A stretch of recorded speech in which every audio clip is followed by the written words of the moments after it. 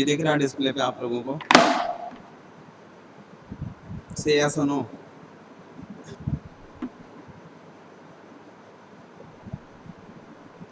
I am asking to you, बताओ। Yes sir. Okay, देखो ये तुम्हारा तीसरा वाला ये टॉपिक तुम्हारा है और इसमें जैसे सभी वही चीजें हैं, हल्का सा बस इसमें ये हो गया कि अब हम लोग जो बात करेंगे, जो भी हमारा टॉपिक होगा वो पार्टिकुलेट्स मैटर के ऊपर होगा, ठीक है। तो बाकी का लास्ट में हम लोग क्या करेंगे, तीनों टॉपिक को आपस में कंपाइल करेंगे और ये जानेंगे कि किस तरीके से इसका वर्क हो रहा है। बाकी के दो जो ट्यूब थे उनके बारे में मैं बता दिया हूँ, अब ये तीसरा वाला है। तीसरे वाले का देखो, पहला वाला क्वेश्चन पूछ रहा है how are air pollutant classified, ठीक। क्लासिफाइड किस तरीके से करोगे, तो तुम्हारे ऊपर डिपेंड करता है। जैसे तुम ये नाम जानते हो कि कितने, एक सेकंड एडमिट कर दो, कितने जो है होते हैं, तो दो होते हैं, प्राइमरी होता है और सेकेंडरी होता है, राइट। ये दो होते हैं। अब इसमें तुमको यही देखना रहेगा कि किस तरीके से इसका वजह और वर्क होगा। तो देखो यहाँ पे पूछा क्लासिफाइड, ध्यान से समझना, क्लासिफिकेशन नहीं कह रहा है, क्लासिफिकेशन कहता तो तुमको वो चीज़ें बतानी रहती जिनके वजह से ये चीज़ें हो रही हैं। लेकिन अगर क्लासिफाइड है तो तुमको वहाँ से हट जाना है। क्लासिफाइड में तुमको यहाँ आना है कि मैन मेड सोर्सेज के बारे में बात करना है और नेचर मेड सोर्सेज के बारे में बात करना है, अगर ये लॉन्ग टर्म में क्वेश्चन आता है तो, ठीक है। जैसा कि तुम लोग जानते हो कि पार्टिकुलर्स मैटर बहुत प्रकार के होते हैं, ठीक है। और ये अपने पार्टिकुलर्स मैटर जो हैं, जो आपके कोर्स में है, वो दो तरीके से डिफाइन किया गया है। एक पार्टिकुलर्स मैटर यानी PM10 एंड PM2.5, ठीक। तो इसमें भी नेचर का क्या रोल होगा और मैन मेड के द्वारा जो हो रहा है उसका क्या रोल होगा, ये इसमें दिखाना रहता है। अगर क्लासिफिकेशन पूछता तो क्या करना रहता, क्लासिफिकेशन पूछता तो आपको प्राइमरी सेकेंडरी लिखना रहता और प्राइमरी में जितने भी गैसेस होते हैं उनके बारे में डिस्कस करना होता और सेकेंडरी में जो जो गैसेस मिलती हैं उनके बारे में डिस्कस करना होता।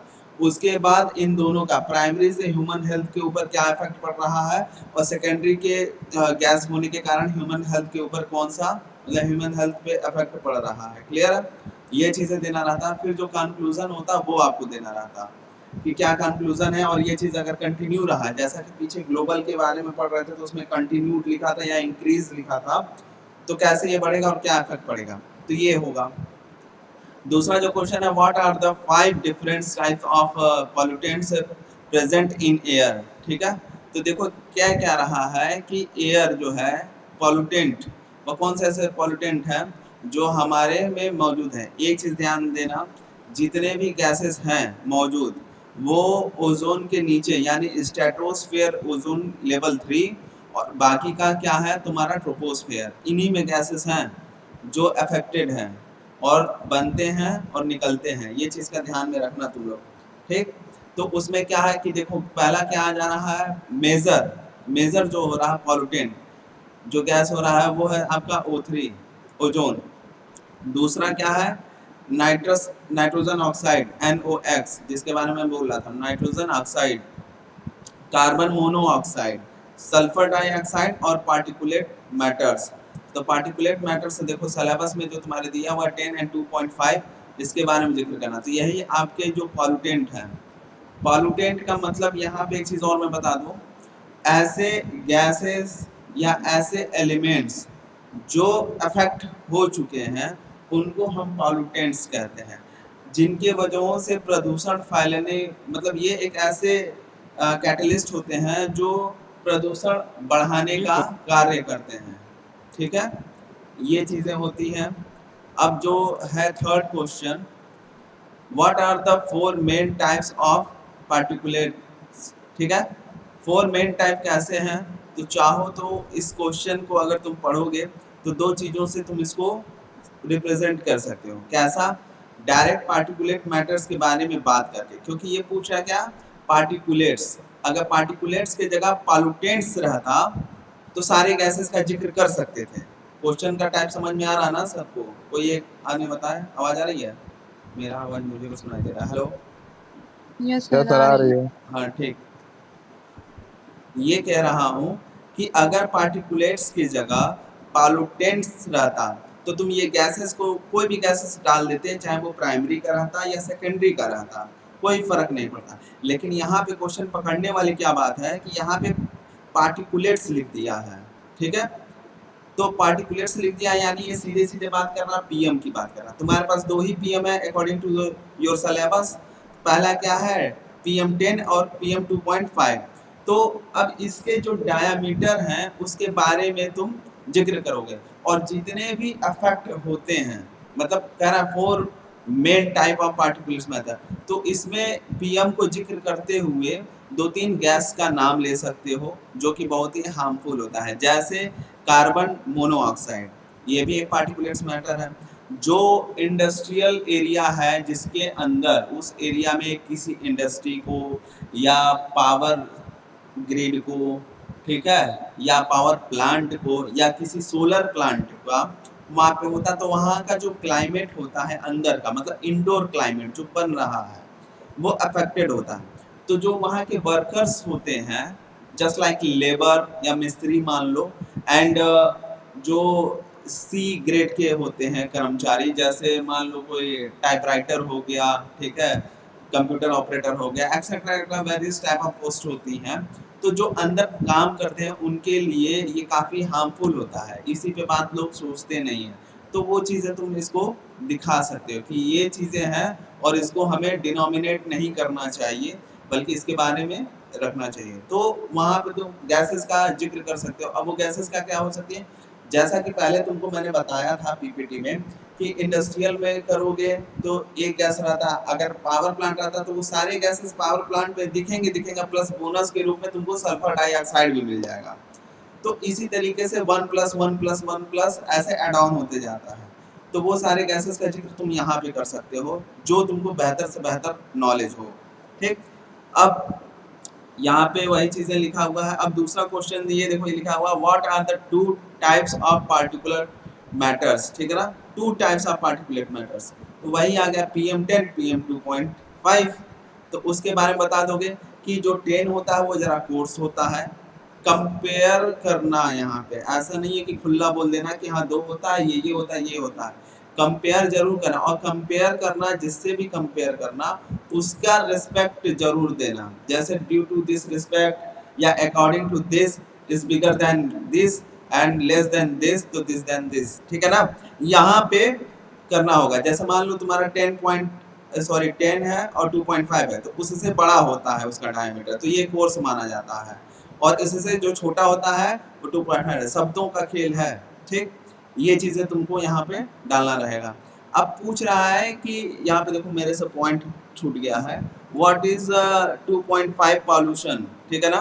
2.5 पॉल्यूशन क्या है, तो ये यही बताता है कि ये काफी मतलब पतला होता है, जो हेयर थ्रेड होती है, जो लास्ट की जो होती है, ठीक है, उसके अंदर सर जो 25 लग रहा है।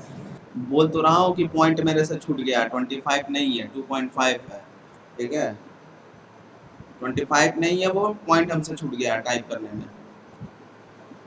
25 तुम लोगों में है ही नहीं, होता है 25 आता है, ठीक है, लेकिन क्या है इसमें तुम्हारे के लिए जिक्र नहीं है वो, तो मैं 25 क्यों बताऊंगा, पॉइंट छूट गया। तो देखो यहाँ पे क्या लिखा हुआ है, पढ़ो, यहाँ पे लिखा हुआ है कि फाइन पार्टिकुलेट्स मैटर, ये काफी फाइन पार्टिकुलेट्स मैटर होता है, मतलब अगर 10 से छोटा है तभी तो फाइन है, ठीक।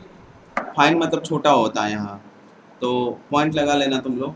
तो fine particulates matter is an pollutants that is a concern for people's health। ये सीधे सीधे मतलब हवा में काफी मात्रा में ये मिला रहता है। और टीनी का मतलब क्या होता है समझने, यहाँ पे TINY का मतलब क्या होता है। टीनी एक छोटे से भी छोटे कण को कहा जाता है, जो कण हम अपनी आंखों से नहीं देख सकते, उसके अंदर भी जो छोटा पार्टिकल्स होता है उसको हम टीनी पार्टिकल्स कहते हैं, ठीक है।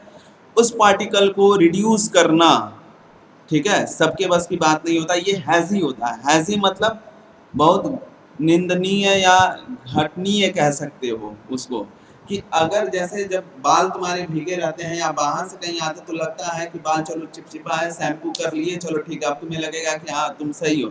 लेकिन अगर तुम पतली वाली कंघी या पतले वाले कॉम्ब को यूज करोगे देन उसके बाद क्या होता है, कि उस कंघी में देखोगे डस्ट पार्टिकल आ जाता है, यही वो 2.5 होता है जो बालों को झड़ने का काम होता है। कुछ कुछ क्या होता है, या मतलब मेल हो या फीमेल हो उससे नहीं मतलब होता, लेकिन ये प्रॉब्लम ज़्यादातर फीमेल्स में देखा गया है कि जो फीमेल्स के हेयर होती हैं वो काफ़ी स्ट्रेचबल होती हैं।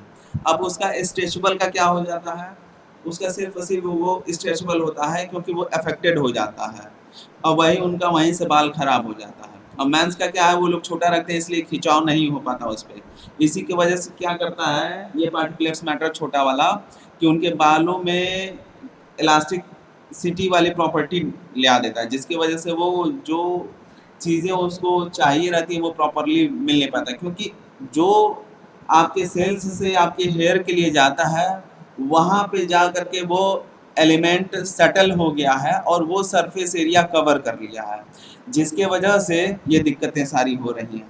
ठीक है, तो ये चीज़ें क्लियर है बात। आप लोग जब भी पार्टिकुलर्स मैटर 2.5 की अगर आप बात करोगे तो वहाँ पे 3 शब्दों का जरूर यूज करना है। पहला यूज करना है फाइन, दूसरा यूज करना है टेनी और तीसरा यूज करना है हैजी। ठीक है, ये 3 चीज ध्यान में रखिएगा। ठीक, अब यहाँ पे क्या हो गया है वाई, देखो यहाँ पे क्वेश्चन लग रहा हट गया है, रुको मैं बता रहा हूँ क्या था। हाँ, जैसे ये पूछ रहा है कि वाई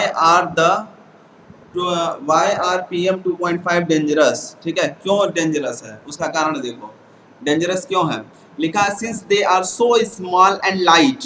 ठीक है, लाइट का मतलब यहाँ पे है कि हल्का है। ठीक है, यहाँ पे देखो लाइट का मैंने गलत लिख दिया, LITE होना चाहिए था, LIGST लिख दिया हूँ।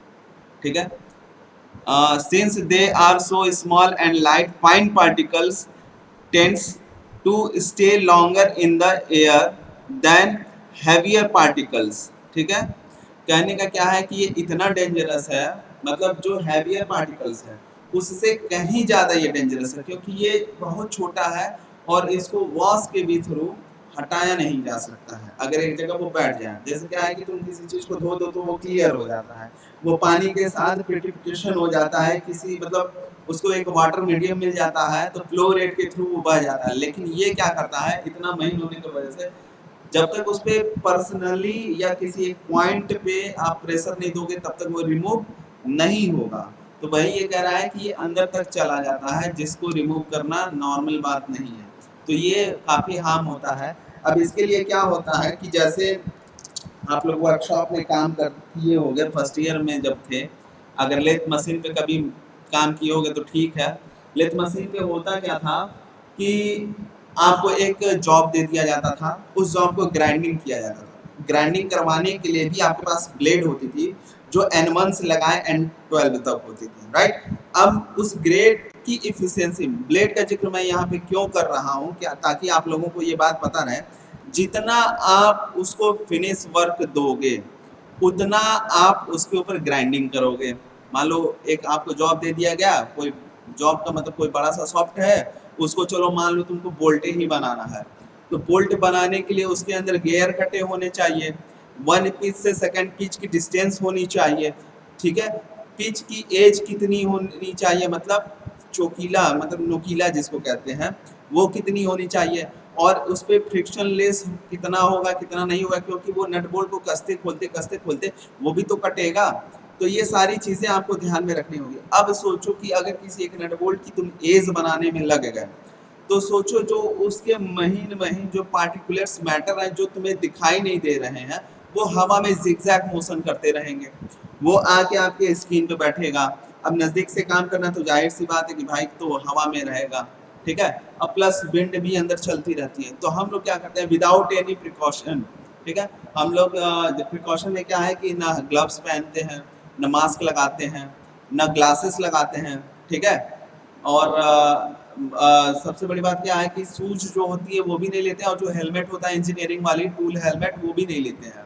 तो ये काफ़ी बड़ा रिस्की काम होता है और इसी से हम लोग अफेक्टेड हो जाते हैं। तो आने वाले टाइम में क्या होता है कि बीमार पड़ जाते हैं और हमें वजह ही नहीं पड़ता कि what is the reason, what is cause, ये सारी चीज़ें हैं। तो यहाँ पे तुम ये कर सकते हो कि एग्जाम्पल के तौर पे ये लिख करके कि ऐसे ऐसे काम होता है और ये शरीर के अंदर सेटल डाउन हो जाता है, जिसके वजह से हमें ये सारी दिक्कतें उठानी पड़ती हैं। क्लियर है, आगे बढ़ते हैं।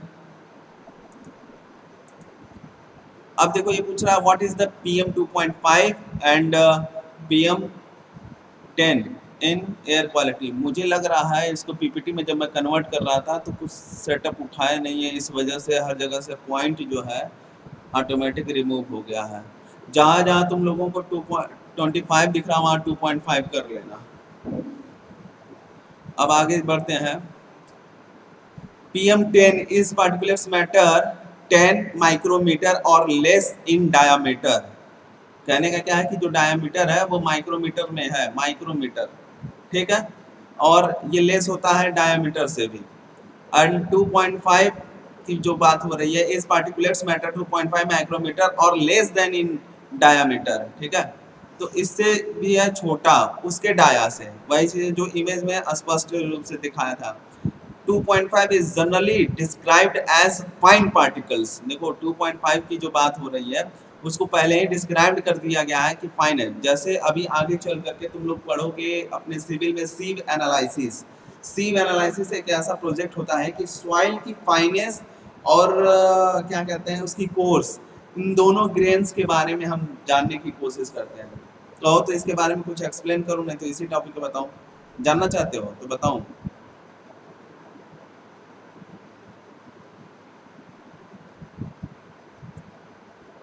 कोई नहीं जानना चाह रहा, चलो ठीक है। तो यस सर बताइए। बताइए सर बताइए। देखो सीव एनालिसिस क्या होता है कि आपको मिट्टी लेना रहता है, मिट्टी के सैंपल लेने रहते हैं, कहीं का भी मिट्टी का सैंपल लेना रहता है, क्योंकि मिट्टी जो है ट्रांसपोर्टेड होती है। अब ट्रांसपोर्टेज का जो सिस्टम होता है, एयर मीडियम होता है, वाटर होता है मीडियम, ये दो मीडियम से होता है, प्लस आदमी के चलने से या किसी व्हीकल्स के आने जाने से वो एक दूसरे से चपक करके आती जाती है मिट्टी। तो होता क्या है कि जब तुमको सैंपल लेना रहता है तो ऊपर का एक हटा करके एक मतलब मान के चलो कि ले लिए 1 कटोरी भर का मिट्टी।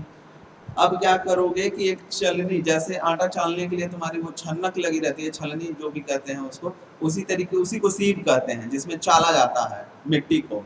तो ये अलग अलग करके टोटल इसके 12 से 15 स्केल की सीव होती है, छालनी होती है। क्या होता है कि मिट्टी को उसके ऊपर डाल दी है 1 कटोरी, मतलब उसके पैन के, ये घर वाला कटोरी की बात नहीं कर रहा हूँ, एक सीव वाला जो कटोरी रहता है ले करके सैंपल उसको डाल दिए। अब क्या है कि उसके अंदर वाइब्रेशन दिया जाएगा या उसको हिलाया जाएगा।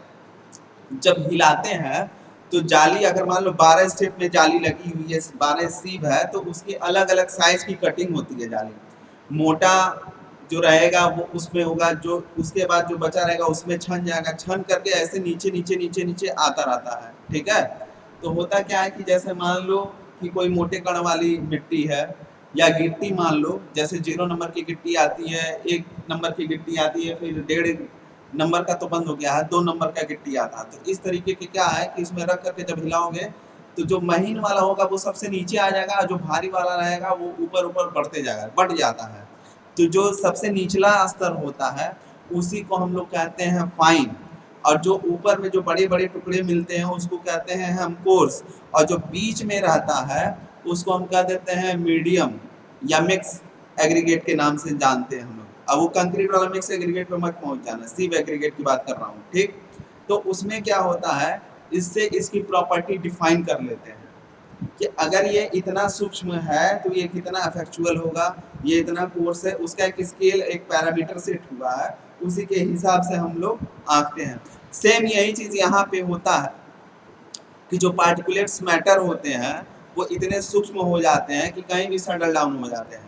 अब जैसे मान लो तुमको प्लास्टरिंग का काम करना है, ठीक है, और तुम्हें फाइन चाहिए, फाइन, फाइन का मतलब एकदम फिनिश वर्क चाहिए, इसके एक एक गड्ढे, छोटे छोटे जो गड्ढे हैं वो भी पूरा भरा जाए, इसीलिए घरों में पुट्टी लगाई जाती है, ये जान लेना। पुट्टी का मतलब घर सुंदर देखने के लिए नहीं होता है, जितने भी वाइड रेशियो होते हैं उसको फिल करने के लिए उसको किया जाता है, उसकी सरफेस की फिनिशिंग के लिए किया जाता है। क्लियर? तो ये सारी चीज़ें होती हैं। अब आगे बढ़ते हैं, इसी में सीव एनालिसिस हो गया। अब ये पूछ रहा है फिर से अगेन वही है क्वेश्चन कि what size of PM is dangerous to human health. तो जाहिर सी बात है भाई, सब तो डेंजर ही डेंजर है, बचा ही क्या है, कुछ नहीं, सब डेंजर है। तो जो समझ में आए उस हिसाब से तुम पीएम के बारे में लिख सकते हो और इसको प्रेजेंट कर सकते हो। अब देखो यहाँ पे पूछ रहा है what is a safe level of PM10। अच्छा, इसमें भी पूछ रहा है, ये नया क्वेश्चन है कि सेफ लेवल आपका कौन सा है 10 PM में।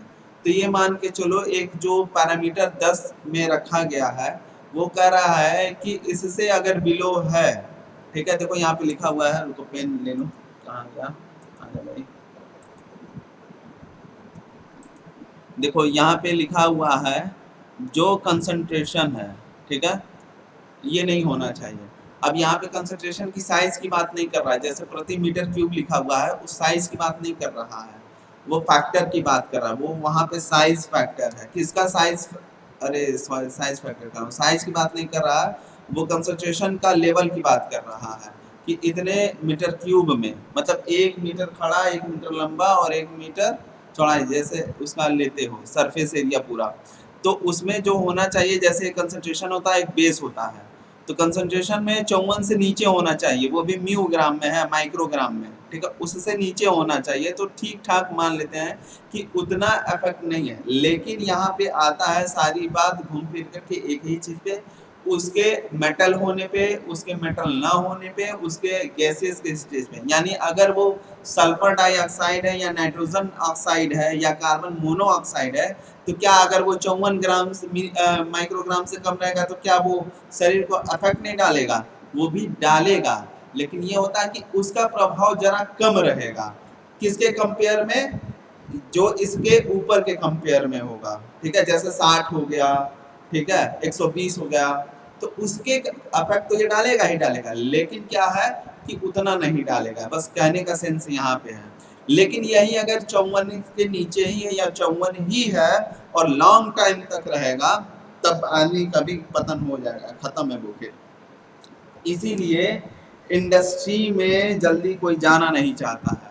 मैकेनिकल वाले अगर जाते हैं, देखो पेंट इंजीनियरिंग करके तुम्हारा एक ब्रांच होता है, मेरा दोस्त खुद ही है, अभी सिरका के कंपनी में वो जॉब करता है, डिप्लोमा होल्डर है, बाकी बीटेक न किया ना एमटेक किया, और फिलहाल उसको पैसे बहुत अच्छे मिल रहे हैं आज के डेट में। अभी की मैं बात बता रहा हूँ, ड्यू टू लॉकडाउन, ठीक है, लॉकडाउन में के अनुसार मैं बता रहा हूँ, वो नहीं कुछ तो अपने कंपनी का वो पूरा सारा सिस्टम देखता है, कितना उसमें रेजिन आ रहा है, कितना नहीं आ रहा है। इटली की कंपनी आती है यहाँ पे मैन्युफैक्चरिंग के लिए, तो उसकी जो सैलरी की गई है पता है, 90,000 रुपये उसकी सैलरी है, खाली ग्रॉस पे मैं बता रहा हूँ, डिप्लोमा पे।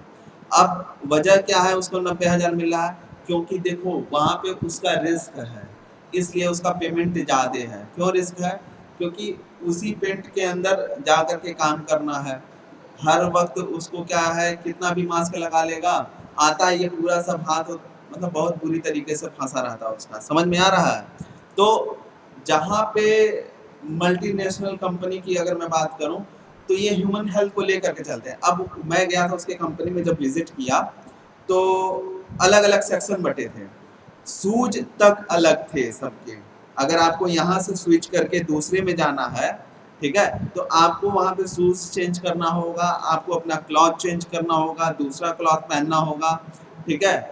उसके बाद वहाँ से निकल करके आ रहे हैं, तो ऐसा नहीं है कि आप यहाँ से निकले और तुरंत वहाँ पे चले गए दूसरे वाले चैम्बर में, नहीं, तुरंत आपको हाथ धोना है, पैर धोना है, मुंह धोना है, यहाँ तक कि जो अगर आपने हेलमेट के अंदर एक आपको अलग से कैप प्रोवाइड किया जाता है, उसको चेंज करना है। उसका वजह मैं बता रहा हूँ क्योंकि ये इतने म्यू माइक्रोन में होते हैं, मतलब यही जो माइक्रो में मैं बता रहा हूँ, और सारे चीज़ें एसिड और बेस से होती हैं। कब किसी से रिएक्शन हो जाए, और एक बार रिएक्शन हो गया, क्योंकि सारे ये अल्कोहलिक डिपार्टमेंट में आते हैं, मतलब OH वाले फार्मूले के, तो जरा सा भी किसी से रेट ऑफ रिएक्शन होगा, पूरी की पूरी पेंट की पावर प्लांट ही जल के भस्म हो जाएगी। तो यहाँ पे यही बात ये कह रहा है, क्या जो यहाँ 54 लिखा हुआ है 54, क्या वो अफेक्टेड नहीं है? देखो अफेक्टेड वो भी है। अब ये है कि तुम नंबर ऑफ क्वांटिटी कितना पर डे ले रहे हो, क्लियर है? तो यहाँ पे तुम ये भी डाल सकते हो।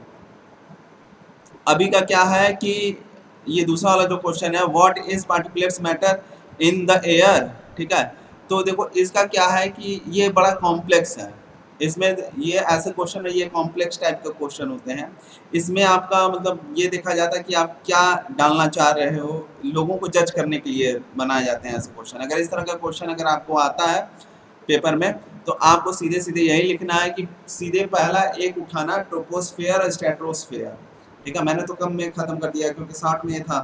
तो तुम पहले इन दो लेवल्स की बात करोगे, इन दो लेवल्स के अंदर जो गैस मिलते हैं उनके बारे में बात करोगे, फिर मैन मेड और नेचर मेड से जो होने वाले ऑर्गेनिक एंड इनऑर्गेनिक पार्टिकल्स हैं उसके बारे में करोगे। नोट करना चाहो तो नोट कर लो। ऑर्गेनिक मैटर जो होता है वो 45% होता है, नोट कर लो सब कोई। ऑर्गेनिक मैटर 45% होता है। 45% क्या है? ऑर्गेनिक मैटर होता है, और 55% होता है इनऑर्गेनिक मैटर होता है। और यही इनऑर्गेनिक वाला काम हम लोग करते हैं। ऑर्गेनिक क्या होता है? साइकिल हो जाता है। लेकिन इनऑर्गेनिक वाला जो मैटर्स होता है वो हम लोग बनाते हैं और ये बाकी रिएक्शन करके बन जाता है, जो कि रिसाइकिल होने में भी दिक्कत होता है। हम लोग नहीं रिसाइकिल कर सकते, वो अर्थ को रिसाइकिल करने में दिक्कत होता है। उसी का कारण जो बनता है, जैसे डस्ट, पोलेन, सोट, स्मोक, लिक्विड ड्रॉपलेट्स, ये सब चीज़ों के रूप में मिलता है। ये तो सबको पता है। अच्छा, 5 मिनट और बचा है। किसी का अगर कोई सवाल है, अगर अभी तक कोई पूछना चाहे तो पूछ सकता है। किसी को अगर कुछ पूछना है तो ठीक है। अब देखो यहाँ पे, एक मिनट,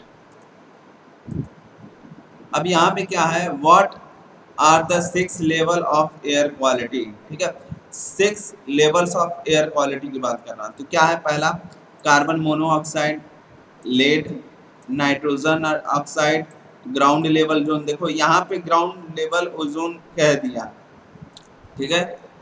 फिर उसके बाद पार्टिकल पोल्यूशन। तो अब इस वाले पार्टिकल्स पोल्यूशन, इसमें कई तरह के गैस आ गए। अब तुम जो चाहो वो लिख दो। 6 पूछा, 6 इस तरह से है। फिर ये पूछ रहा है what are the 7 criteria air pollutants. देखो पॉल्यूटेंट्स के बारे में मैं कई बार बताया हूँ, गड़बड़ाना मत। वह चीजें जिससे, पहली बात वो पीएम से जिससे वो अफेक्टेड है, अब वो क्या कर रहा है, पॉल्यूशन की रेटिंग को बढ़ाने के लिए ये एक ऐसा कैटलिस्ट है एलिमेंट में, चाहे गैसियस स्टेट या सॉलिड स्टेट या लिक्विड स्टेट, जो कि पॉल्यूशन को बढ़ाने का कार्य को करता है। ठीक है, तो अब क्या है कि जैसे carbon monoxide, lead, nitrogen oxide, ozone, ठीक, फिर पार्टिकुलेट्स मैटर, सल्फर डाइऑक्साइड, दे सकते हो। उसके क्या क्राइटेरिया है ये तो बता ही दिया हूँ।